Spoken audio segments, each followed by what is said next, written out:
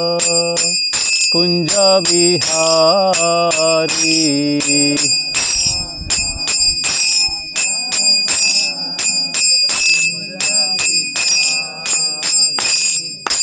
गोपी जना वल्लभ गिरिवरधारी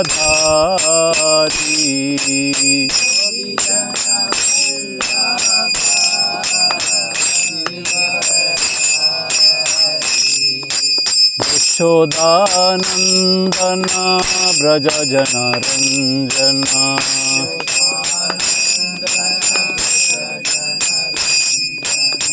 यमुना तीरा वनचारी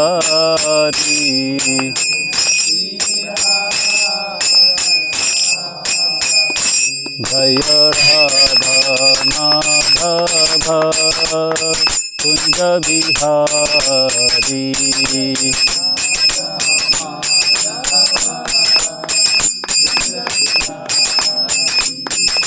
गोपी जना वल्लभ गिरिवरधारी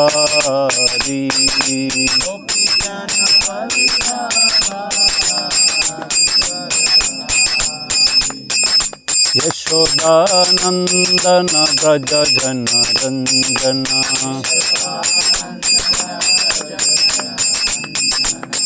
यमुना तीरा वनचारी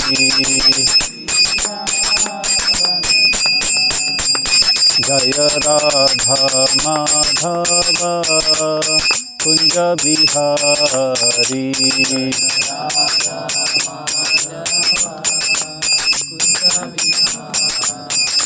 जय राधा माधव कुंज विहारी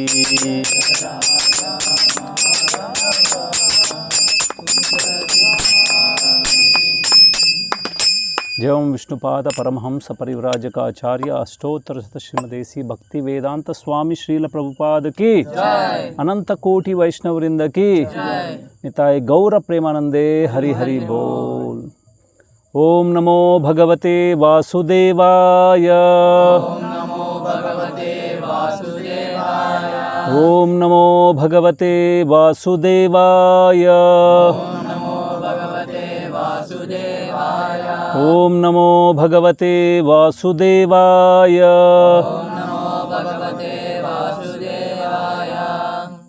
हरे कृष्ण। మీరందరూ చాలా అదృష్టవంతులు, చాలా సుకృతి కలిగిన వాళ్ళు, ఇంకా చెప్తే భాగ్యవంతులు. ఎందుకో చెప్పగలరా మీరు? మీరు ఎందుకు అదృష్టవంతులు?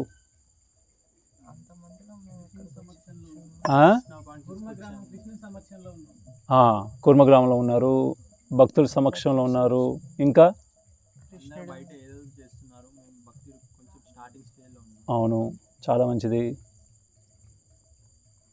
అంటే అన్ని శాస్త్రాల్లో తెలియజేయబడింది భక్తుల యొక్క సాంగత్యం లభించడం. అంటే కూర్మగ్రామం చాలామంది వస్తుంటారు, ముఖ్యంగా ఈ విధంగా ఉండి ఇక్కడ ఉన్న భక్తుల యొక్క సాంగత్యం తీసుకోవడం, వాళ్ళు ఏంటి పాటిస్తున్నారు, భక్తి ఎందుకు చేయాలి, ఇవన్నీ విషయాలు తెలుసుకోవడం.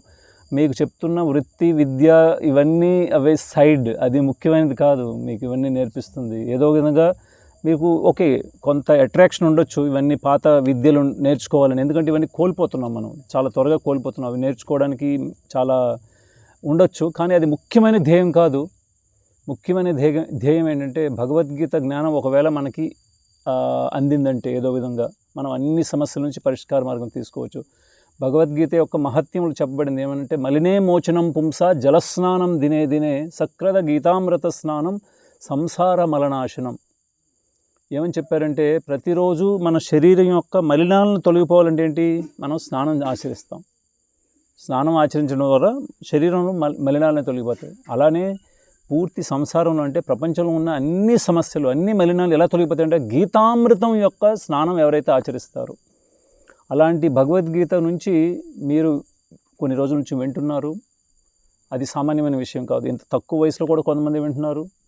మాకైతే చాలా ఎక్కువ వయసులో మేము విన్నాం భగవద్గీత. దాన్ని కొంతైనా మేము అంటే మీలో ఇప్పుడు భగవద్గీత మీ చెవిట్లో పడుతుందంటే మీరు అదృష్టవంతులు, సుకృతి కలిగిన వాళ్ళు. అదే కాకుండా అందులో ఉన్నవి కొన్నైనా మీరు పాటించగలిగితే అందులో ఇంకా మహా అదృష్టవంతులు అని చెప్పగలం.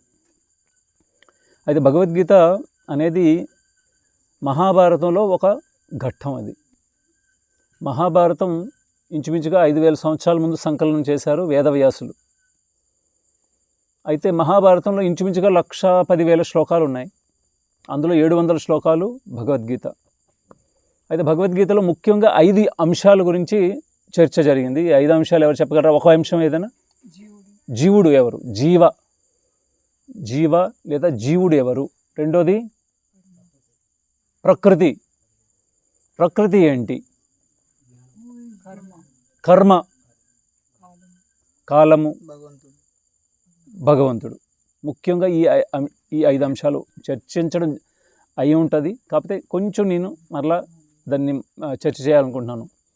మొదటి విషయం, జీవుడు అంటే మనం ఎవరు? మీరెవరు అని అడిగితే మీరేం జవాబు చెప్తారు? ఎవరైతే ఎక్కువగా ఇస్కాన్తో అసోసియేటెడ్ అయ్యారు ముందు వాళ్ళు చెప్పండి. ఇప్పుడు ఈ మధ్యలో కలిసిన వాళ్ళు, ఈ క్యాంపులో వచ్చిన వాళ్ళు చెప్పండి. లేకపోతే ఇస్కాన్లో చాలాసార్లు విని ఉంటారు మీరు. మీ పరిచయం ఏంటి? మీరెవరు అంటే మీరేం చెప్తారు? మీరు ఆత్మ అంటే ముఖ్యంగా మన యొక్క పరిచయం తెలుసుకోవడం. మనం ఇప్పుడు ఎవరైనా మన పరిచయం అడిగారు అనుకోండి, మనం చెప్తాం, పలానా పేరు చెప్తాం, పలానా ఊరు చెప్తాం, ఇది చదువుకున్నామని చెప్తాం. కానీ ఈ పరిచయం అంతా ఈ జన్మ యొక్క పరిచయం మీరు చెప్తున్నారు. అది వాస్తవికమైన పరిచయం కాదు. ఏ విధంగా అంటే ఇప్పుడు ఎవరో ఒకరు ఒక ఎరుపు రంగు షర్ట్ వేసుకుని వెళ్తున్నాడు. ఎవరో రాజు ఎవరు వెళ్తున్నారు. మీరు ఆయన పిలవాలంటే ఆ ఎరుపు రంగు షర్ట్ వాడిని పిలవండి అంటే అది వాస్తవికమైన పరిచయమా కాదా? మీరు చెప్పండి. పరిచయం అది ఎందుకు కాదు?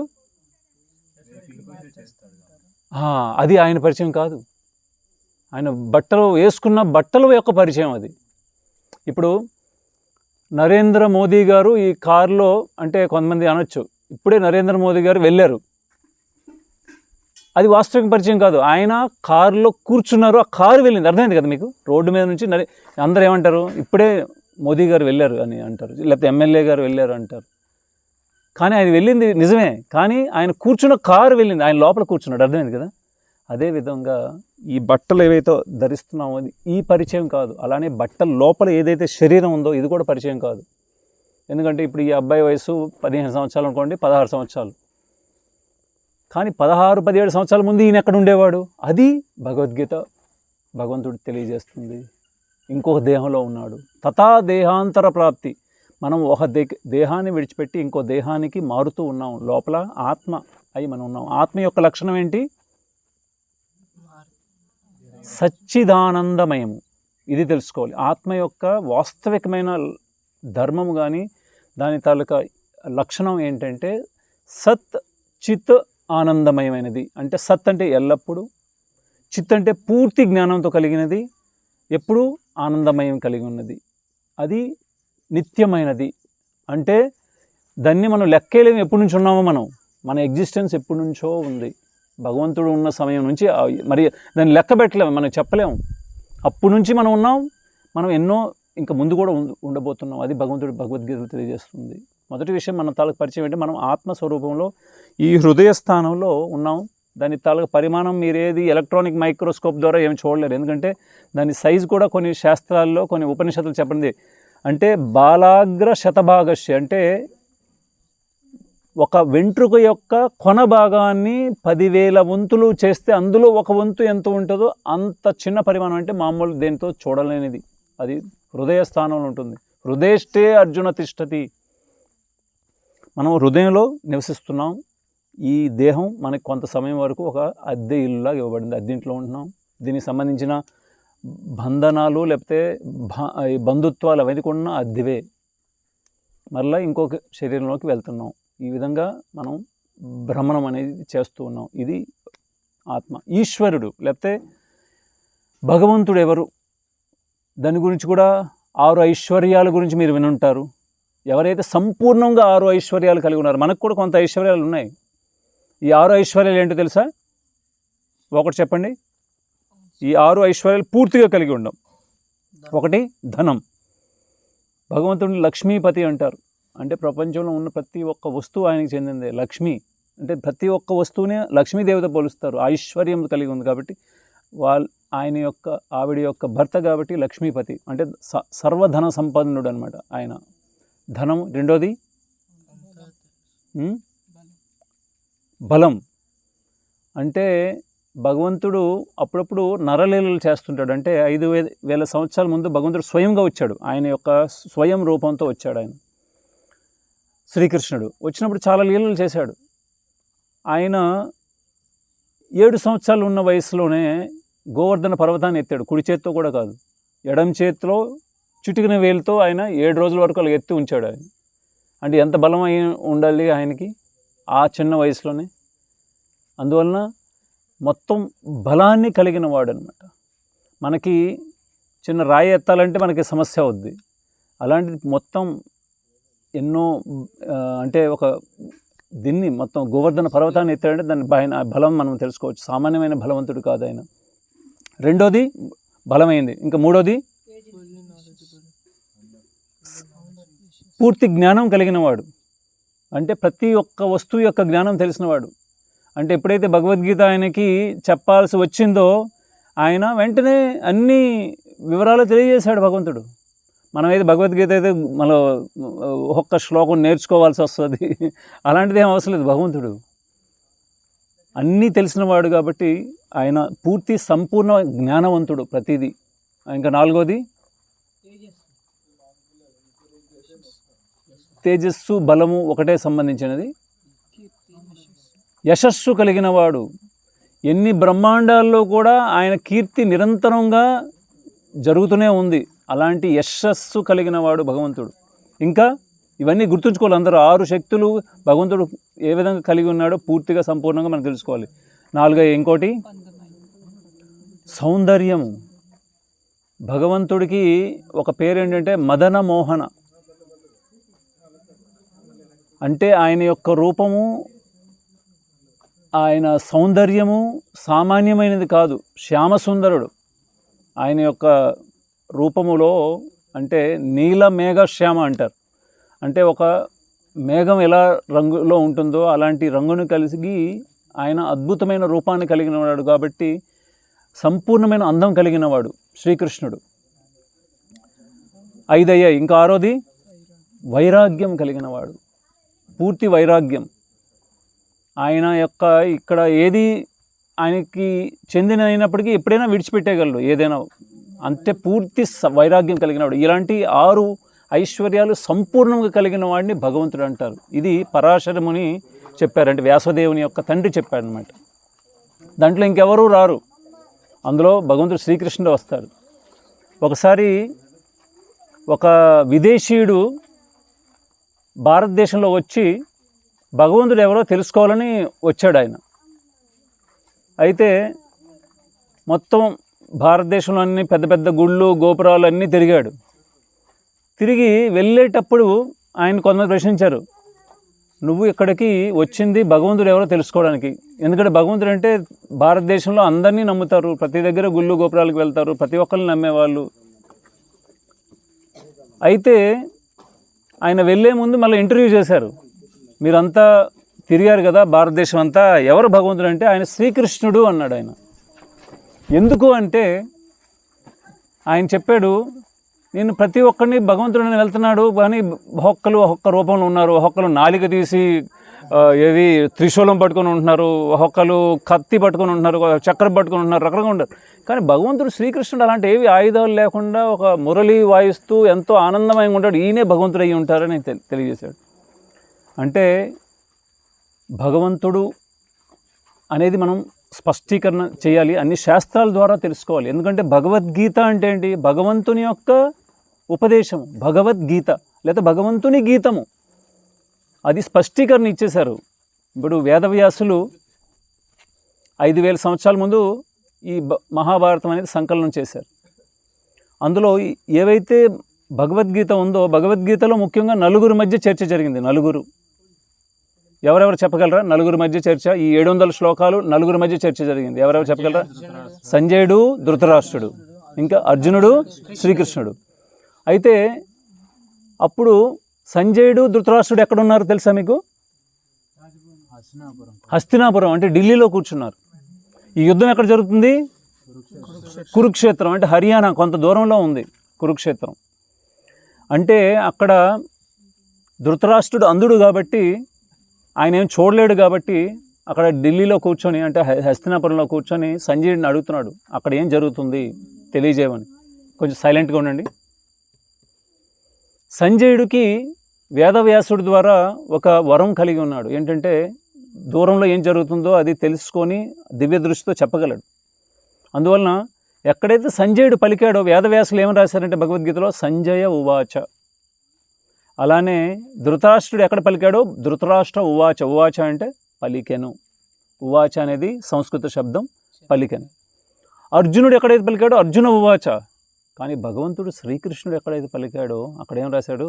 శ్రీ భగవాన్ ఉవాచ అంటే శ్రీ భగవంతుడు పలికినని స్పష్టీకరణ ఇచ్చేశాడు వేదవ్యాసుడు. అందుకోసం అన్ని శాస్త్రాల యొక్క సారం ఏమని చెప్పారంటే వేదే రామాయణశ్చైవ పురాణే మహాభారతే తథా ఆదేవ అంత్యేచ మధ్యేచ సర్వత్ర హరిగేయతే. ఇందులో ఏం చెప్పారు? అన్ని వేదాలలో, పురాణాలలో, ఇతిహాసాలు, మహాభారతంలో, రామాయణంలో అన్నిట్లో ఆదేచ అంటే ప్రారంభంలో, మధ్యేచ అంటే మధ్యలో, అంత్యేచ అంటే అంత్యంలో, అన్నిట్లో హరి శ్రీహరి గురించే చెప్పబడి ఉంది. ఇంకోటి విషయం లేదు. అది స్పష్టీకరణ జరిగింది. అయితే భగవంతుడు తెలుసుకున్నాం. ఇప్పుడు కాలము ఏదైతే కాలం గడిచిపోతుందో భగవంతుడు ఏమంటున్నాడంటే అహం కాలోస్మి, నేనే కాలాన్ని. భూత భవిష్య వర్తమాన కాలాలన్నీ భగవంతుడే. ఆ విధంగా నడుస్తుంది. మరలా ఈ జనన మరణాలు అనుకుంటూ మనం భూత్వా ప్రలీయతే ఈ విధంగా గడుస్తుంది. ఎన్నో యుగాలు గడుస్తున్నాయి. 5వది కర్మ. అంటే ఇంకోటి ఉంది, 4వది ప్రకృతి కూడా ఉంది. ప్రకృతి అంటే మనది ఒక స్వభావం కలిగి ఉన్నాం. ఇదంతా ప్రకృతియే. అంటే ప్రకృతిలో మీరేం తెలుసుకున్నారు? 3 గుణాల గురించి తెలుసుకుని ఉండొచ్చు. అంటే ముఖ్యంగా ఈ ప్రకృతి అంటే ఈ మొత్తం ఈ మనం చూస్తున్న దాంట్లో ఈ 3 గుణాల ప్రభావంతో ఉంటుంది. ఏంటంటే సత్వగుణం, రజోగుణం, తమోగుణం. ఏదైనా సమయం కానీ, ఆహారం కానీ, మన యొక్క స్వభావం కానీ, మనం చేసే కార్యకలాపాలు కానీ అన్నీ ఈ 3 గుణాల్లోనే ఉంటాయి. మనం ఏ గుణంలో ప్రధానంగా ఉన్నామో దాన్ని బట్టి మనకు వచ్చే జన్మ అనేది నిర్ధారించబడుతుంది. భగవంతుడు శ్రీకృష్ణుడు చెప్తున్నాడు భగవద్గీతలో ఏమంటే ఊర్ధ్వం గచ్చంతి సత్వస్థ. ఈ జీవితంలో మీరు సత్వగుణాన్ని వృద్ధి చేసుకున్నారంటే ఏంటి? మేధలోకాలకు వెళ్తారు. ఊర్ధ్వం గచ్చంతి సత్వస్థ మధ్యే తిష్టంతి రాజసః. రజోగుణంలో ఉంటే ఈ మధ్య లోకాల్లోనే ఉండిపోతారు. అదో గచ్చంతి తామసః. అధమైన లోకాలు, అధమైన జీవరాశుల్లోకి వెళ్తారు తమోగుణం వృద్ధి చేసుకున్న వాళ్ళు. అంటే ఈ 3 గుణాల్లో మనం ఉంటే అది బంధనానికి కారణమే. అంటే ఈ 14 లోకాల్లో మీదకి కిందకి తిరుగుతూనే ఉన్నాం ఎన్నో సంవత్సరాల నుంచి, ఎన్నో జన్మల నుంచి. దీన్నే భవసాగరం అంటారు. పుట్టుక మరణం అనే సాగరంలో మనం కొట్టుకుపోతున్నాం. భవసాగరము, సముద్రంలో కొట్టుకుపోతున్నాం. మనం ఒడ్డుని చేరట్లేదు. అంటే ఈ 3 గుణాల యొక్క ప్రభావం. గుణ అంటే సంస్కృతంలో ఒక తాడు అర్థం. ఏంటి గుణ అంటే? ఏంటి తాడు. ఇప్పుడు చూసారంటే మీరు తోళ్ళు బొమ్మలాట ఇవన్నీ ఎప్పుడైనా చూసారంటే అందులో బొమ్మలు తాళ్ళు కట్టి ఆడుతుంటారు కదా. అలాగే మనం తెలియని తాళ్ళు మనకి ఆడిస్తున్నాయి అనమాట. మన రజోగుణం, సత్వగుణం. అప్పుడప్పుడు సత్వగుణంలో ఉంటాం, కొన్నిసార్లు రజోగుణంలో ఉంటాం, కొన్నిసార్లు తమోగుణంలో ఉంటాం. అందువలన ఈ జన్మలో మనం సత్వగుణంకి వృద్ధి చేసుకున్నట్టు మేధ లోకాలకి వెళ్ళొచ్చు. కానీ మేధకి వెళ్ళిన ఈ 14 లోకాల్లో ఇప్పుడు మనం మధ్య భూలోకంలో ఉన్నాం. ఈ మేధ లోకాలు జన, సత్య, తప, బ్రహ్మలోకాలు ఇవన్నీ ఉన్నాయి. అలానే కింద తలాతల, రసాతల, మహాతల, వితాల, సుతాల, పాతాల ఎన్నో కింద లోకాలు ఉన్నాయి. అంటే మీద 6 లోకాలు, ఈ మధ్య లోకం 7వది, కింద 7 లోకాలు, మొత్తం 14 లోకాలు. భగవంతుడు శ్రీకృష్ణుడు ఏమంటారంటే ఆ బ్రహ్మ భువనాల్లోక పునరావర్తినో అర్జున మాముపేత్యుతు కౌంతేయ పునర్జన్మ న విద్యతే. ఏమంటున్నారు? కింద లోకం నుంచి మీద బ్రహ్మలోకం వరకు ఈ భౌతిక లోకాలు ఏవైతే ఉన్నాయో ఇందులో ఉన్న జీవరాశులన్నీ పునరావర్తినో అంటే ఏంటి అర్థం? పునరావర్తినో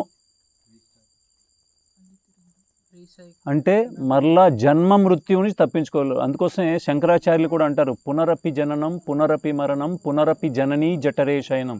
పునరపి అంటే మరలా జన్మ తప్పదు, పునరపి మరణం మరలా మరణం తప్పదు, పునరపి అంటే మరలా తల్లి అంటే జనని అంటే తల్లి, జఠరే అంటే గర్భంలో శయనం పడుకొని రావాల్సింది. ఈ చక్రంలో తిరుగుతున్నాం, దీని నుంచి బయటపడే మార్గమే అది భగవద్గీతలో భగవంతుడు తెలియజేశాడు. దానికి రకరకాల యోగ పద్ధతులు చెప్పాడు. అంటే యోగ అంటే అది సంస్కృతంలో యజ్ అనే ధాతువు నుంచి వచ్చింది. అంటే రెండు వస్తువుల్ని కలిపేదాన్ని యజ్ అంటారు. ఇక్కడ ఆత్మ ఉంటే పరమాత్మ అంటే కృష్ణ పరమాత్మ భగవంతుడితో కలిపే దాన్నే యోగా అంటారు.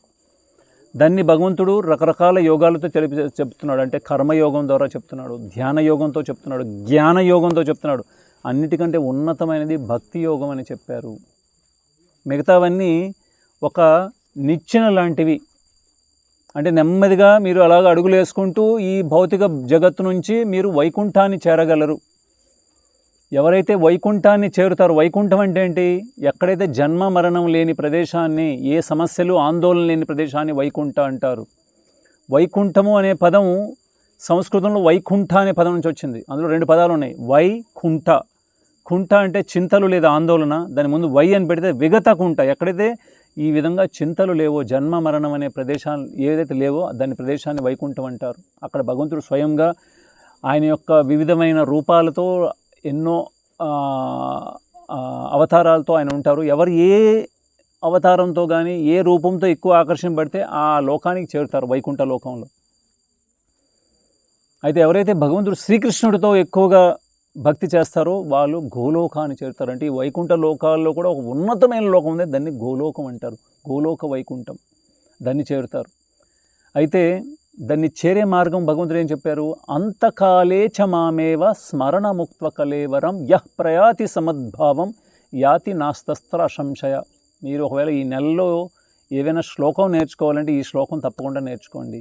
ఇది భగవద్గీతలో చాలా ప్రాముఖ్యత చెందిన శ్లోకం. ఏమంటున్నారు?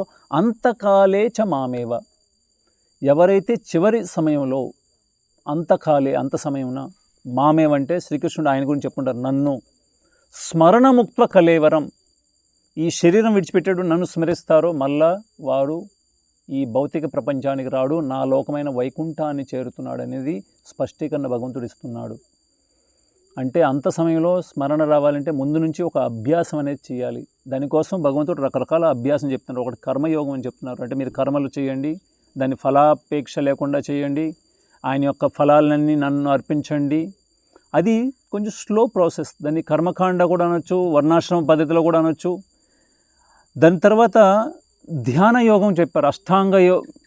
అష్టాంగ యోగ విధానం ద్వారా దాంట్లో కూడా కొన్ని కఠినాయి, అంటే కొన్ని అందులో చేయడంలో ఇప్పుడు ఉన్న పరిస్థితుల్లో మనకి చాలా సమస్యలు ఎదురవ్వచ్చు.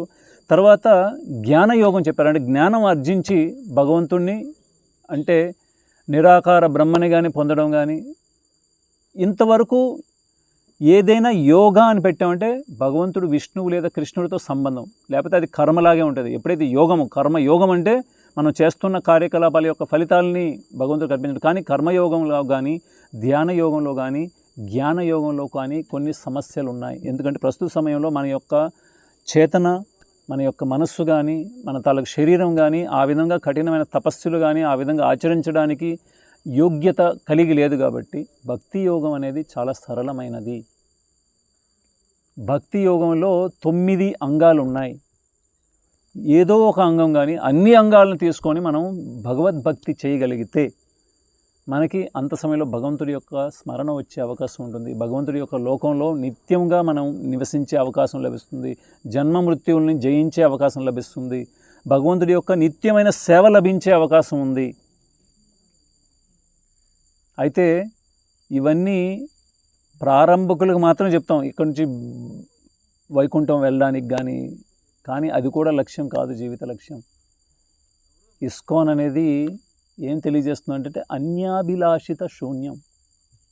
అంటే ఏ కోరిక లేకుండా భగవంతుడితో ఒక ప్రేమతో కలిగిన సంబంధాన్ని ఏర్పరచుకోవడానికి ప్రయత్నం.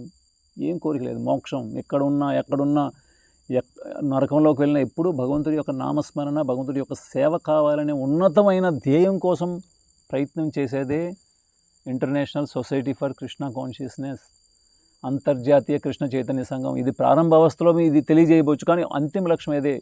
ఇంకేమీ హేతువు లేకుండా, మోక్షము కానీ ఇంకేది కోరిక లేకుండా, అది ఇంకేదైనా కోరికతో ఉంటే అదేంటంటే భుక్తి అంటారు. పొందడానికి ఏదో ఒక ప్రయత్నం, ధనం కోసం కానీ, పేరు ప్రతిష్టల కోసం కానీ, మోక్షం ముక్తి పొందడానికి కోసం కూడా మనం భగవంతుని వాడుకుంటున్నట్టు మనం అర్థమైంది కదా. అది భక్తి అని చెప్పలేము. భక్తి అంటే ఇంకేమీ అభిలాష లేకుండా.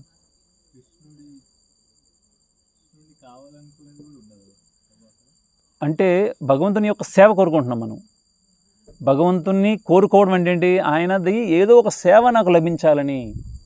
భగవంతుడి యొక్క సేవ అనేది రకరకాలుగా విస్తారం చెంది, అందులో ముఖ్యంగా 5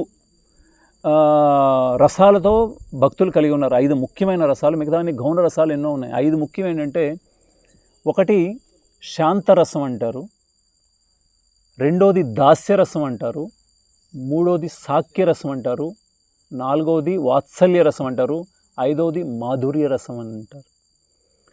ఈ శాంతరసంలో భగవంతుడి యొక్క మురళి కానీ, ఆయన వస్తువులు కానీ, ఇవన్నీ శాంతరసంలో భగవంతుడికి సేవ చేస్తున్నాయి. అవన్నీ మూర్తిమాన్ స్వరూపులే, అవేమి జడ వస్తువులు కాదు. వాటిలో చేతన ఉంది, భగవంతుడి సేవకు ఉపయోగపడుతున్నాయి. ఆయన పాదుకులు కానీ, ఆయన వస్త్రాలు కానీ, ఆయన ఆభరణాలు కానీ, అవన్నీ శాంతరసంలో భగవంతుడి యొక్క సేవ చేస్తున్నాయి. అలాగే దాస్యరసం, ఆయనకి దాసులు ఎవరైతే ఉన్నారో, భగవంతుడు మనకి బానిస చేయాలనే ఉద్దేశం కాదు, అది ఒకటి తెలుసుకోండి. ఇప్పుడు భగవంతుడు కావాలని మనం వెంటనే తీసుకెళ్ళిపోవచ్చు భగవద్ధామం. ఎందుకు తీసుకెళ్ళట్లేదు? స్వతంత్రత ఇచ్చాడు. మీరు ఏ రోజు తెలుసుకుంటారో, నాకు సేవ చేస్తారు, ప్రేమతో సేవ చేస్తారు. ఆయన ప్రేమకి అమ్ముడు పోయేవాడు, అది తెలుసుకోండి. మీరు ఎంత ప్రేమ చూపిస్తున్నారో అది భక్తి. దానికి అమ్ముడు పోయేవారు. ఇప్పుడు ఈ స్థాయిలో మీరు అర్థం చేసుకుంటారు, ఇది అర్థం చేసుకుంటారు, అది వేరే విషయం. మీరు చేస్తున్న ప్రేమకి ఆయన లొంగిపోయేవాళ్ళు. అయితే దాస్యరసం అనేది ఒక ఇది కాదు, బానిసలాగా సేవ చేయడం కాదు, ఎంతో ప్రేమతో ఆయన ఒక యజమానికి ఏ విధంగా ఒక సేవకుడు సేవ చేస్తాడో ఆ విధంగా దాస్యరసంలో చాలామంది ఉన్నారు. ఒకవేళ రామావతారం చూసారంటే హనుమంతుడు దాస్యరసంలో భగవంతుడు సేవ చేశాడు. అలానే సాఖ్యరసం, భగవంతుడికి ఎంతోమంది మిత్రులు ఉన్నారు, స్నేహంతో ఒక అనుబంధం కలిగిన వాళ్ళు, అది ఒక ముఖ్యమైన రసంలో ఉంది. మీరు చూసినట్టు అర్జునుడు భగవంతుడి యొక్క సాఖ్య రసంలో ఉన్నాడు, ఆయన సేవలు చేస్తున్నాడు. అలాగే ఎంతోమంది అంటే మీరు చూసారంటే కుచేలుడు కానీ, సుధాముడు, కుచేలుడు అంటారు.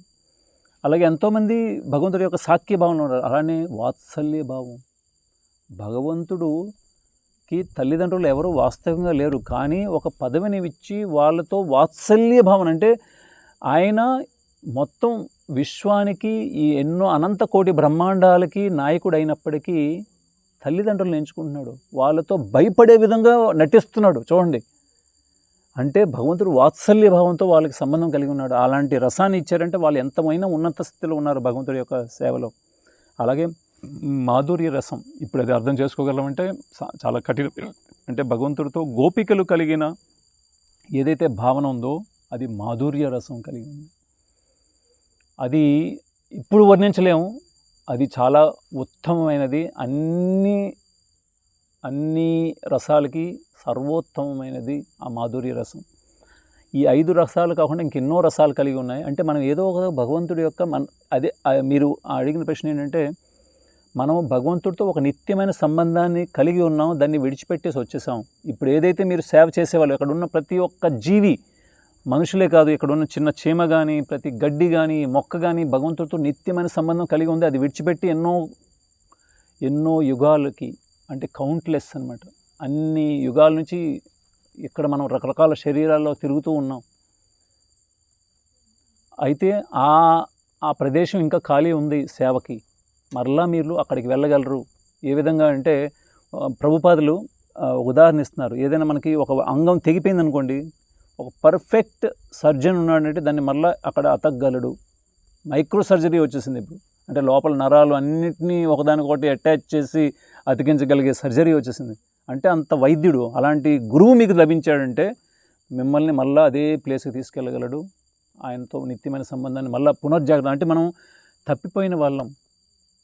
ఇప్పుడు భగవంతుడు రకరకాల శాస్త్రాల రూపంలో, గురువుల రూపంలో, భక్తుల రూపంలో మీ తాలూకా ఒరిజినల్ స్థితిని గుర్తు చేయడానికి ప్రయత్నం చేస్తున్నారు. రోజు మేము ఇంత సాధన చేస్తుంది ఏంటంటే మళ్ళా ఆ స్థితికి రావడానికి. ఇప్పుడు చూడండి, ఎవరైనా ఇప్పుడు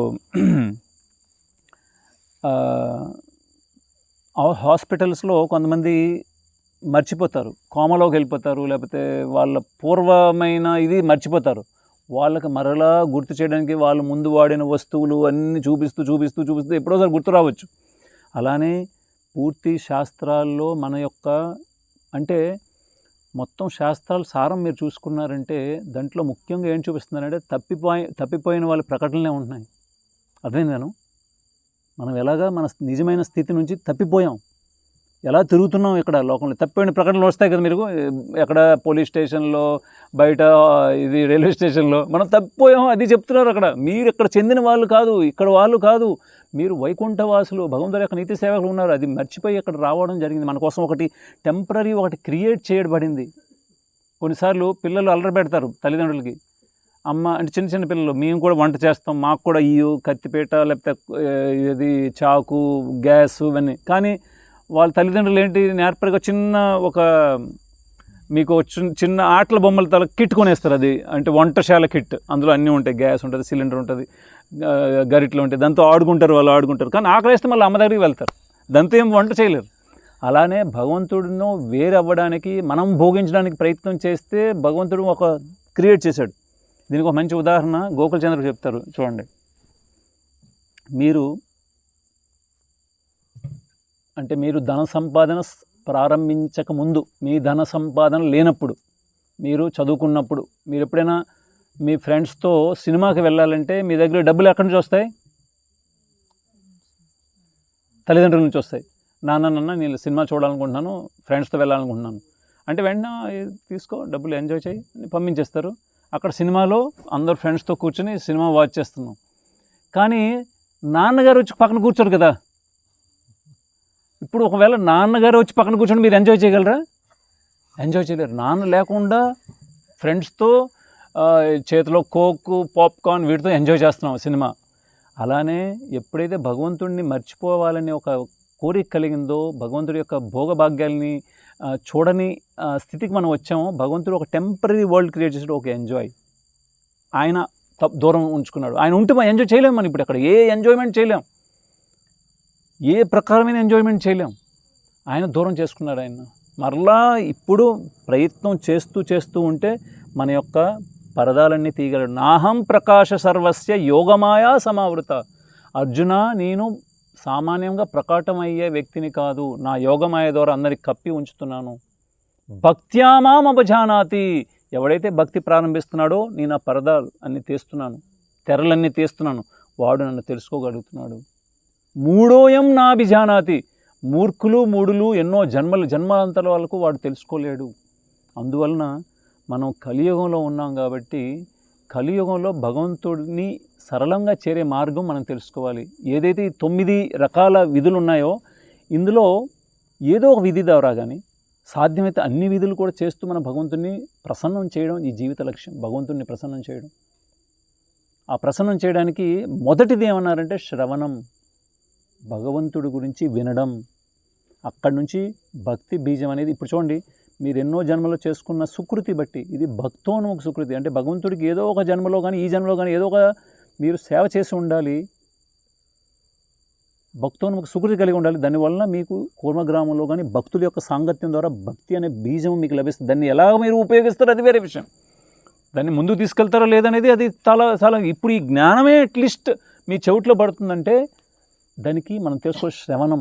భగవంతుడి గురించి ఎప్పుడైతే మీరు వింటారో తప్పకుండా హృదయంలో భక్తి అనేది ప్రారంభమవుతుంది. మొదటిది శ్రవణం చేయడం.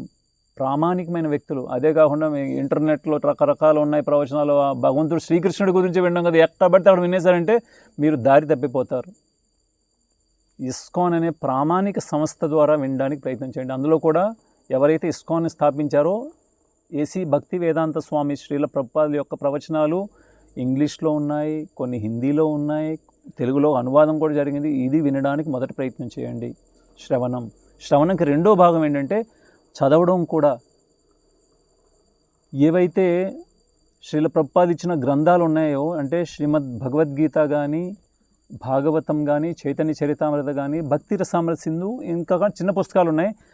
ముందు శ్రీల ప్రభుపాద పుస్తకాలు చదవండి. అందులో భగవద్గీత మొదటిది మీరు చదవండి. ఇది కూడా శ్రవణం యొక్క ఒక భాగమే. రెండోది కీర్తన. ఏదైతే మనం రోజు ఇప్పుడు కొంచెం ముందు ఈ కరతాలు వాయించి భగవంతుడిని కీర్తిస్తున్నాం, లేకపోతే ఉదయం మంగళారతిలో కానీ, గురు పూజలో కానీ, లేకపోతే సంధ్యారతిలో భగవంతుని కీర్తిస్తున్నాం, దాంట్లో పాల్గొనడం, భగవంతుని కీర్తించడం, ఆయన యశస్సుని కీర్తించడం. శ్రవణం, కీర్తనం, స్మరణం. భగవంతుడు ఎప్పుడైతే మీకు సమయం దొరుకుతుందో భగవంతుడి గురించి ఏదైతే విన్నారో దాని గురించి స్మరించడం. ఆయన నామ రూప గుణ లీలలని స్మరించడం.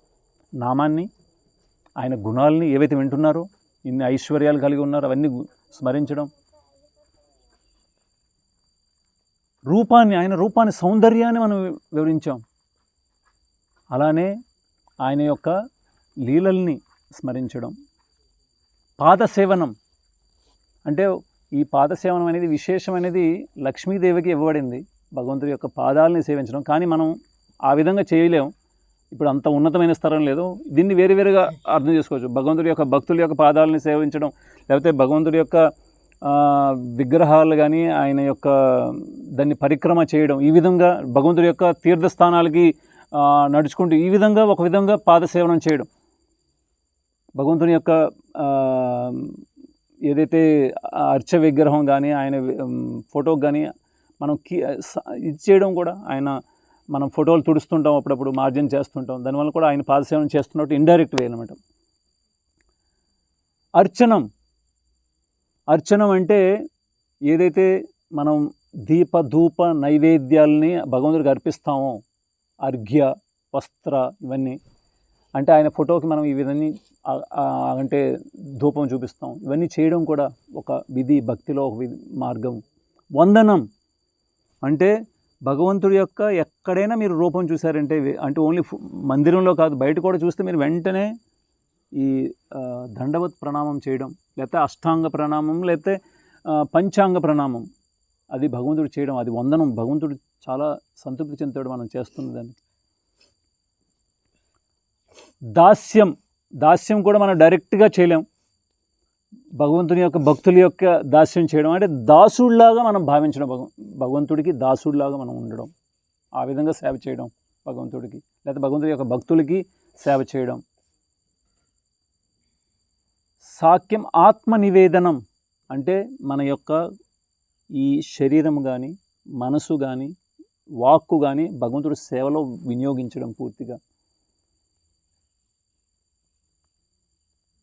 అర్చనం, సాక్యం, ఆత్మనివేదనం,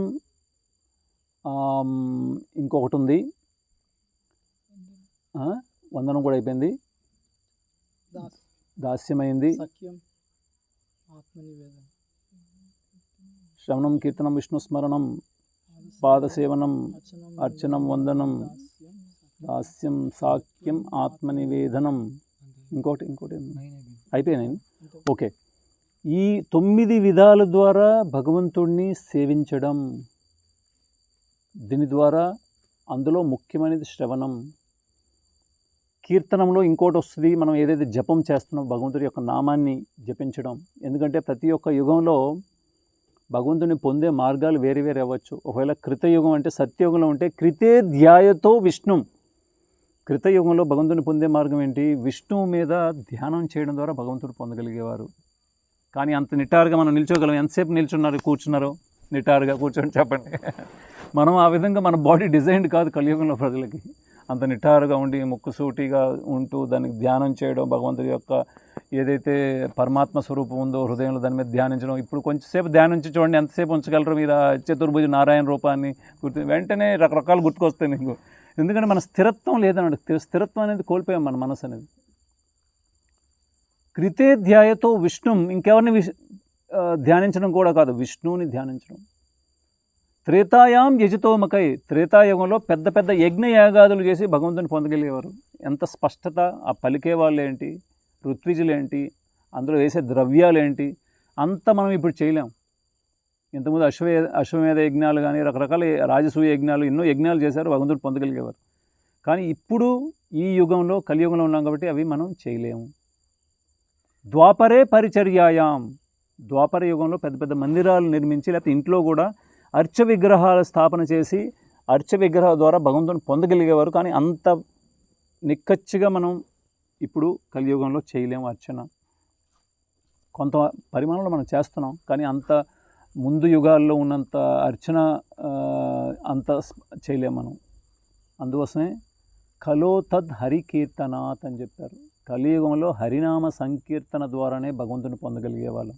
ఇంకొక మార్గం అనేది హరిర్నామ హరిర్నామ హరిర్నామ హి ఏవ కేవలం కలో నాస్తేవ నాస్తేవ నాస్తేవ గతిరన్నిత అన్నారు. అంటే కలియుగంలో హరినామం ఒక్కటే అని 3 సార్లు నొక్కి ఒక్కనని చెప్పారు. హరినామం ఒక్కటే, హరినామము ఒక్కటే, ఇంకొక మార్గం లేదు, ఇంకొక మార్గం లేదు, ఇంకొక మార్గం లేదు కలియుగంలో అని చెప్పారు. అయితే మనం ఈ కలియుగంలో ఉన్నాం కాబట్టి కలియుగానికి సంబంధించిన ఒక ఉపనిషత్తు ఉంది, దాన్ని కలిసతరణ ఉపనిషత్తు అంటారు. అందులో బ్రహ్మదేవుడిని నారదముని అడుగుతాడు, కలియుగంలో ప్రజలందరూ ఏదో చీకులు చింతలతో ఉంటారు, వాళ్ళని ఉద్ధరించే మార్గం ఏంటి చెప్పండి అంటే అప్పుడు బ్రహ్మ వినిపించిందే ఈ హరే కృష్ణ మహామంత్రం ఏదైతే మీరు రోజు జపిస్తున్నారో.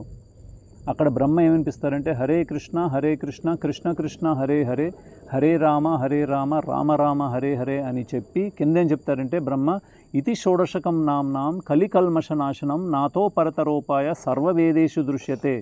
ఏమంటారంటే ఇది షోడశకం అంటే ఈ 16 పదాల మహామంత్రం అనేది కలికల్మష నాశనం, కలియుగంలో ఉన్న అన్ని కల్మషాలని అన్ని సమస్యల్ని పరిష్కరించగలదు. నాతో పరతరోపాయ, ఇంకొక ఉపాయం కలియుగ ప్రజలకి లేదు.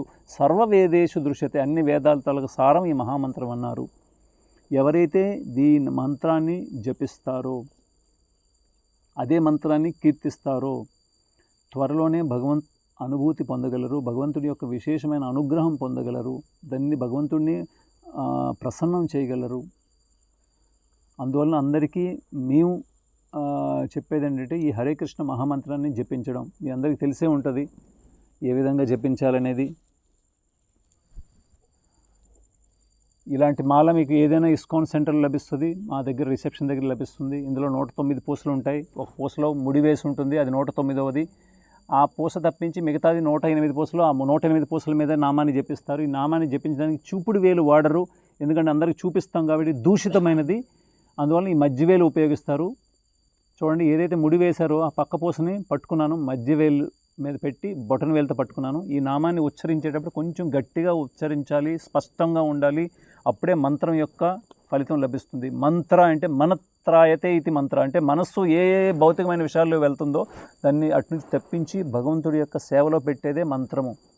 అందువల్ల ఇది జపించేటప్పుడు దాన్ని స్పష్టంగా పలకాలి. హరే కృష్ణ కృష్ణ కృష్ణ హరే హరే, హరే రామ రామ రామ హరే హరే అని ఒక్కొక్క పూసని ఇలాగా నడుపుకుంటూ మీరు వెళ్ళిపోవచ్చు.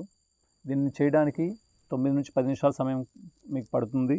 అదేవిధంగా ఈ నామాన్ని మీరు పూసల మీదే పెట్టి జపించాలి. ఎందుకంటే ఈ పూసలు ఎప్పుడైతే మన చేతిలోకి వస్తాయో భగవంతుడితో ఒక సంబంధం అనేది ఏర్పడుతుంది. ఏ విధంగా తల్లికి బిడ్డకి మధ్యలో ఒక నాళం ఏ విధంగా తోడ్పడుతుందో ఇద్దరిని కలపడానికి, ఈ మాల కూడా భక్తుడికి భగవంతుడికి కలపడానికి ఒక లింక్ లాంటిది అన్నమాట. కాబట్టి మాల మీద జపించాలి. ఈ మాలని బయట పెట్టకూడదు. దానికోసం ఇలాంటి సంచి కూడా ఇవ్వబడుతుంది. ఈ సంచిలోనే పెట్టి ఈ మాలని పెట్టి జపించాలి.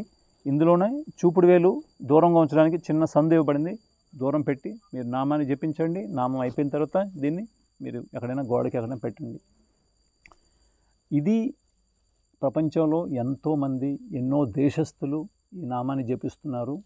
అందువలన మీరు ఈ కూర్మగ్రామం నుంచి బయటకు వెళ్ళిన తర్వాత కూడా రోజు నియమితంగా ఈ నామాన్ని జపించండి. ఇప్పుడు ఒకటి జపిస్తున్నారంటే అలా పెంచుతూ ఉండండి. మేము 16 మాలలు చేస్తాం రోజుకి, అంటే ఇంచుమించుగా 2:15 నుంచి 2:30 గంటలు మీకు నామాన్ని స్మరణకి ఉపయోగిస్తాం, నామాన్ని జపించడానికి. మీరు కూడా నామాన్ని జపించడానికి ఇంత సమయం కేటాయించండి, మార్పు చూడండి.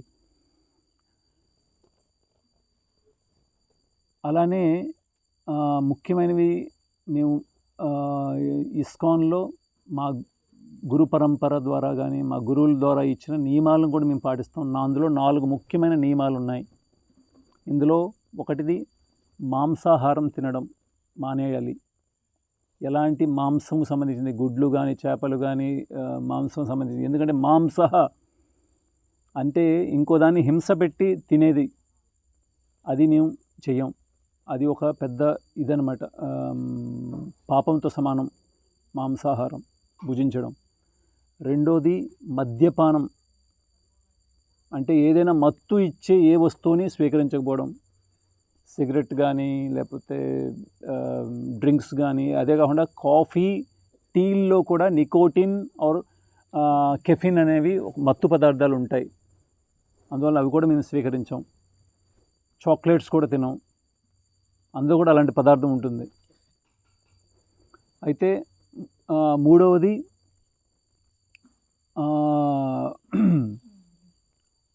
అంటే ఇలిసిట్ సెక్స్, అంటే తెలుగులో వ్యభిచారం చేయకూడదు.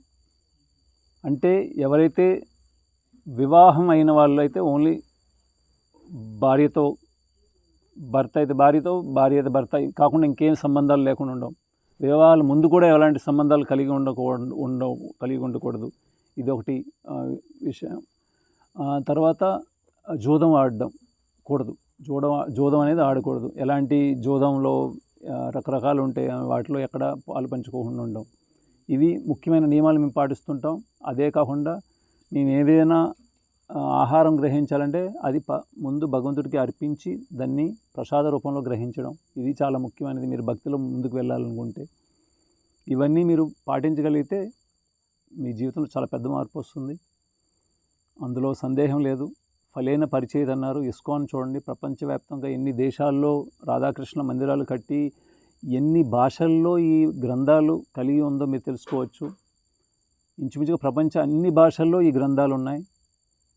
అంటే అన్ని దేశస్తులు ఈ రాధాకృష్ణుల యొక్క భక్తిని చేస్తున్నారు అంటే మీరు అంగీకరించగలరు. హరే కృష్ణ. మీకు ఏమైనా ప్రశ్నలు ఉంటే, సందేహాలు, సలహాలు ఏమంటే మీరు చెప్పగలరు, అడగగలరు.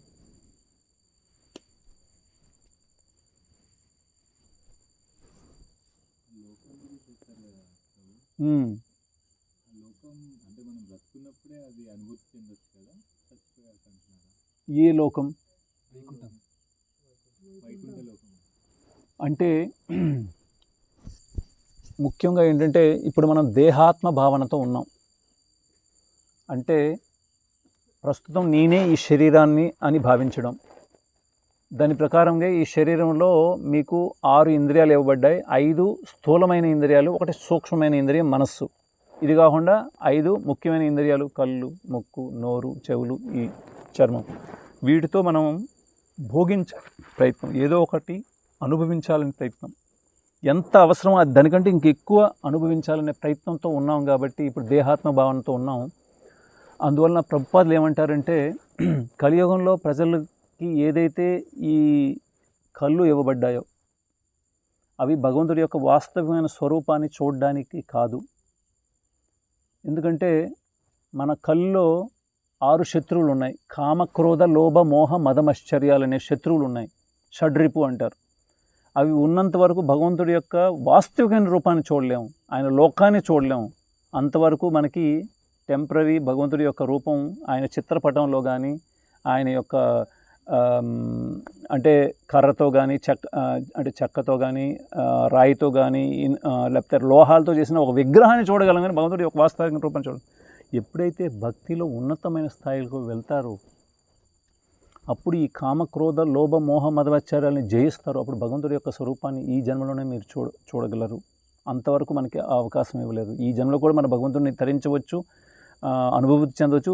భక్తిలో ప్రారంభమైన వెంటనే మనం ఆ అనుభూతి పొందుతుంటాం. కానీ పూర్తి సాక్షాత్కారం ఎప్పుడు వస్తుందంటే మనం ఆత్మ అయి దేహాత్మ బాధ నుంచి బయటకు వచ్చి ఈ 6 శక్తులను జయించినప్పుడు భక్తి ద్వారా అప్పుడు భగవంతుని యొక్క వాస్తవికమైన రూపాన్ని చూడగలం. మనం ఇప్పుడు ఆ పరిస్థితుల్లో లేం.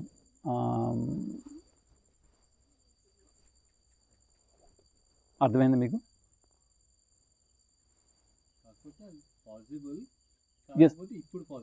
ఎస్, ఉన్నత స్థితి ముందుకు వచ్చినప్పుడు ఈ జన్మలో అవ్వచ్చు, ఎన్నో జన్మ తర్వాత అవ్వచ్చు. ఆ స్థితికి చేరామంటే భగవంతుడిని మనం, ప్రభుపాదులు అంటారు, ఫేస్ టు ఫేస్ మీరు చూడగలరు భగవంతుడిని.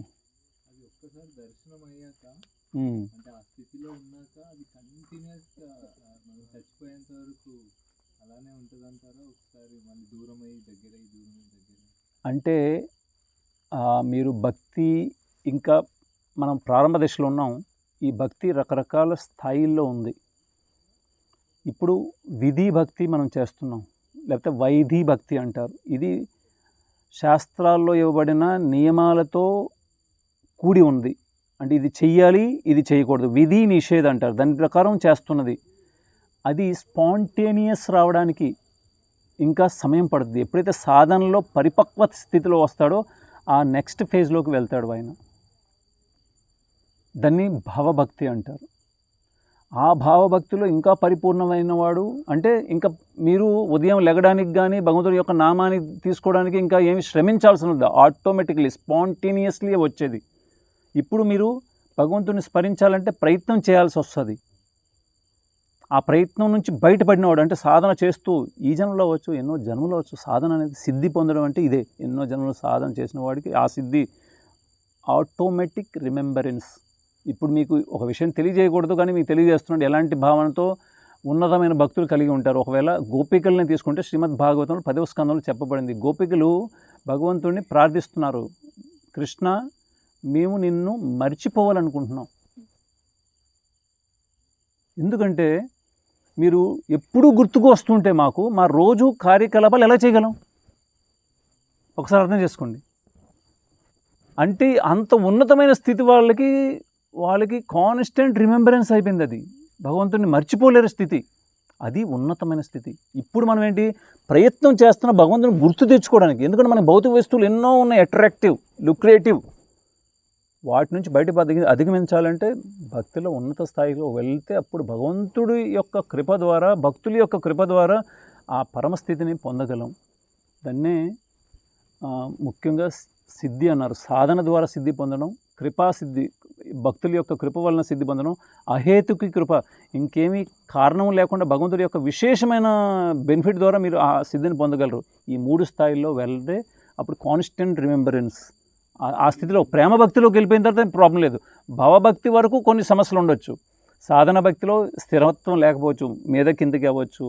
అందులో పుంజుకుని బయటికి వెళ్ళేవాడు వెళ్తూ వాడు భావభక్తికి వెళ్తే వాడి స్థితి స్పాంటేనియస్ వచ్చేస్తుంది. అప్పుడు ఇంకా ప్రయత్నాలు అవసరం లేదు వాడికి, ఇంకా రూల్స్ అండ్ రెగ్యులేషన్స్ అవసరం లేదు. ఆ తర్వాత ఇంకా వాడు ముందుకు వెళ్ళేది ప్రేమ భక్తి. ఇంకేమైనా ప్రశ్నలు?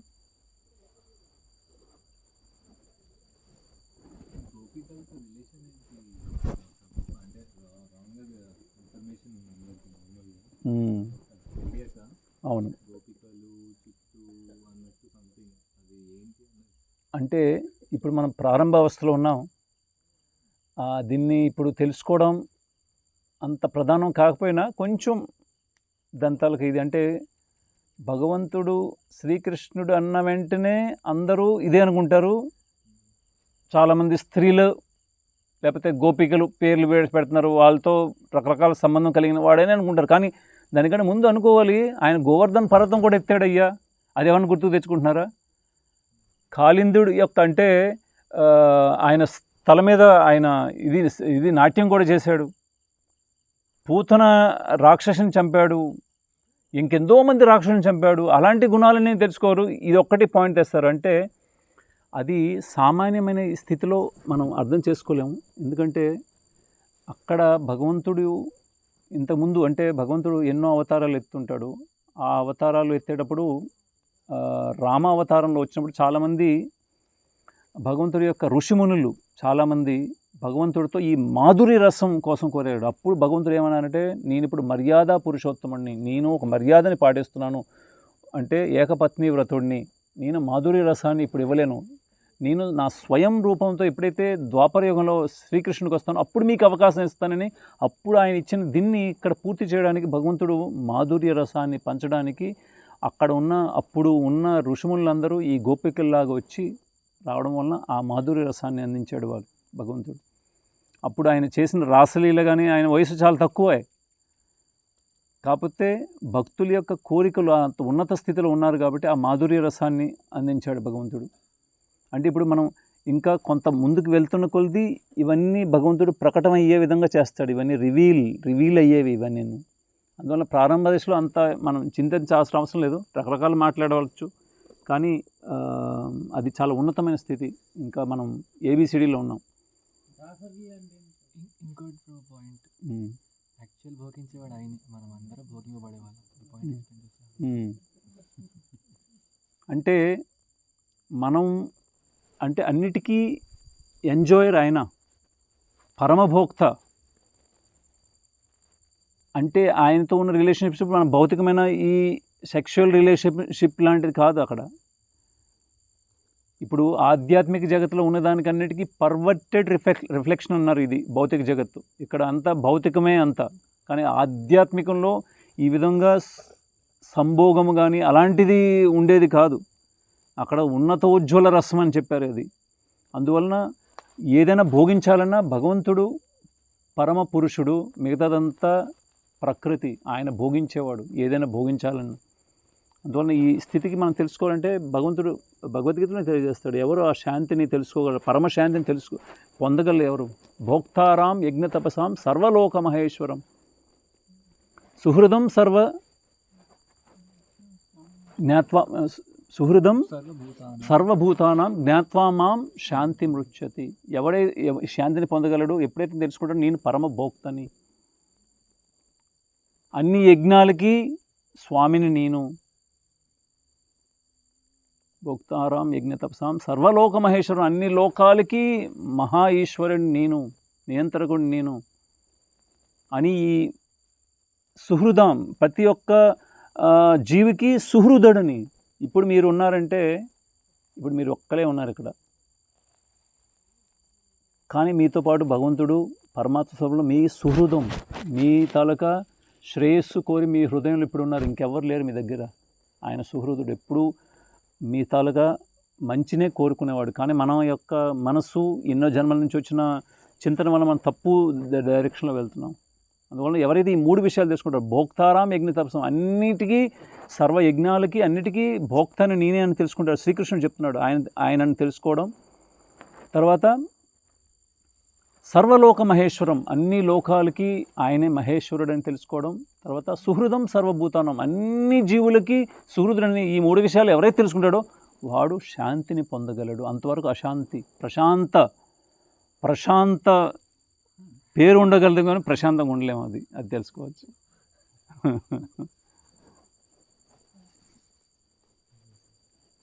అంటే ఎన్నో జన్మల్లో మనం ఆచరించిన తర్వాత భక్తి వస్తాం. అంటే ముందు 4 శ్లోకాలు నేను చెప్పేసి నేను ఆపుతున్నాను. భగవంతుని భక్తిని ఎవరు స్వీకరిస్తారు?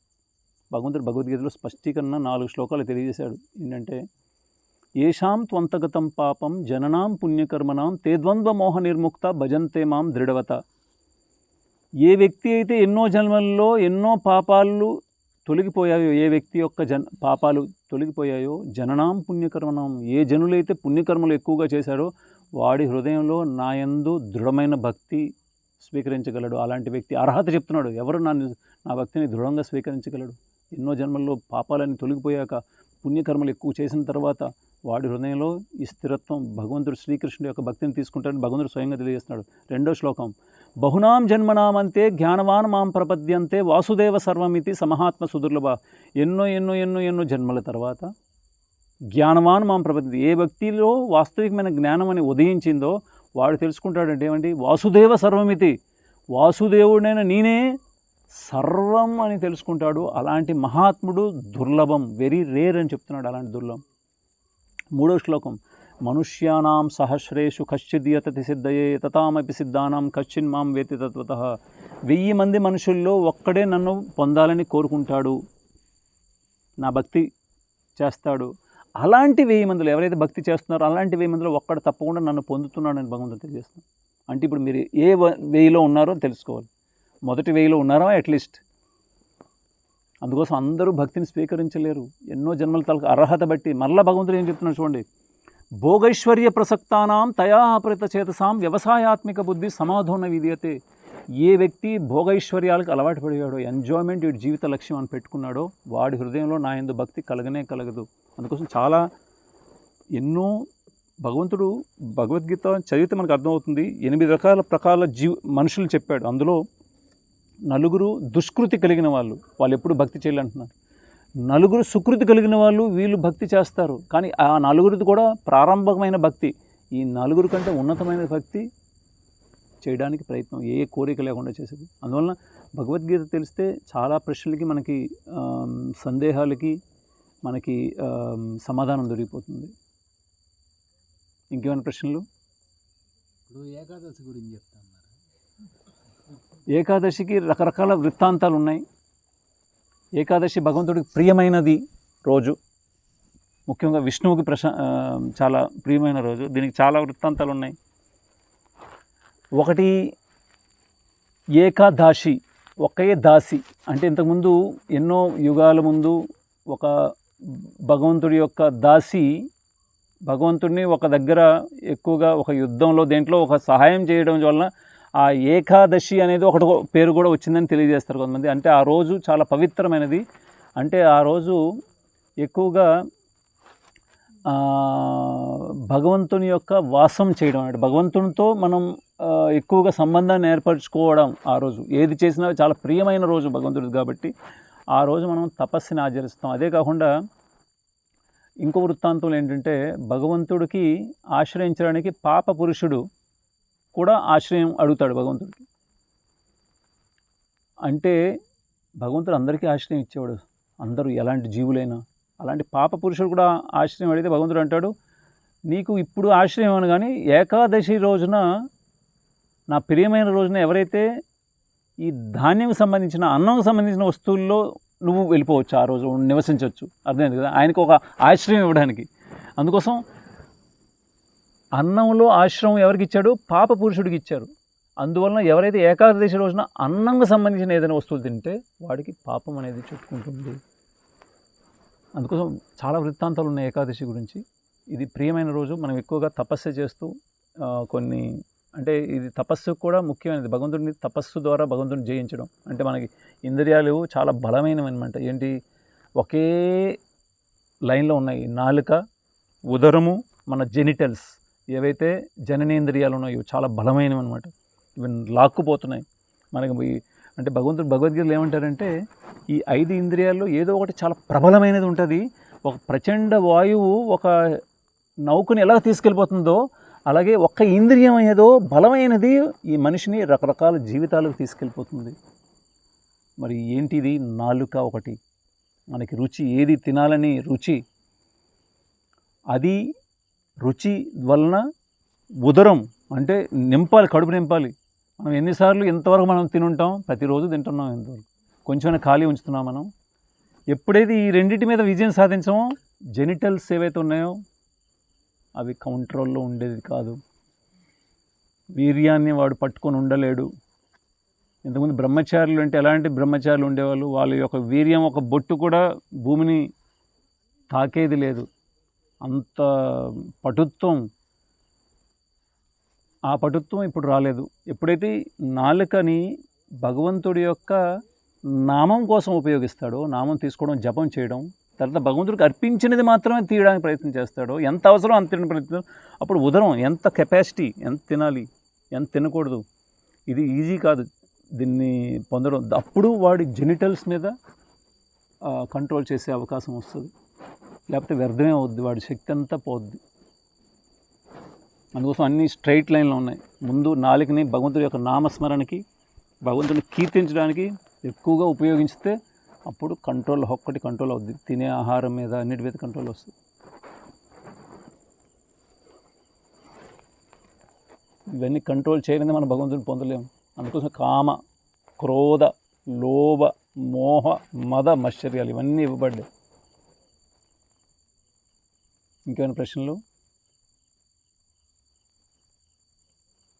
మీరు ఏదో విధంగా ఇక్కడ నుంచి వెళ్ళినా ఈ భక్తిలో స్థిరత్వం పొందండి. అక్కడికి వెళ్ళాక కూడా ఏదో విధంగా ఇస్కాన్ సెంటర్కి వెళ్ళి భగవంతుడి గురించి వినడానికి ప్రయత్నం చేయండి. కూర్మగ్రామ్ యూట్యూబ్ ఛానల్లో మీరు ఒక భాగం కండి. కూర్మగ్రామ్లో రకరకాల ప్రవచనాలు అవుతుంటాయి.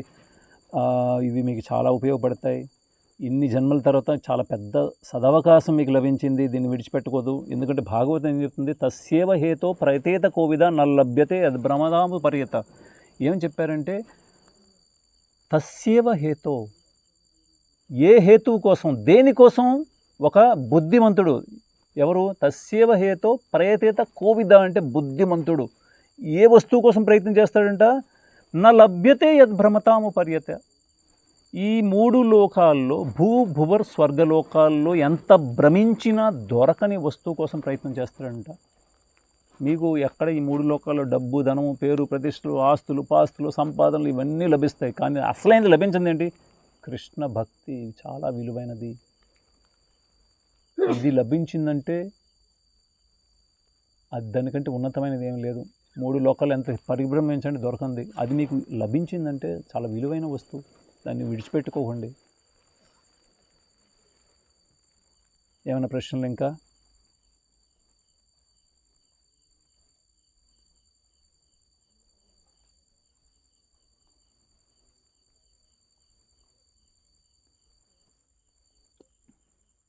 హరే కృష్ణ. శ్రీల ప్రభుపాద్ కీ జై.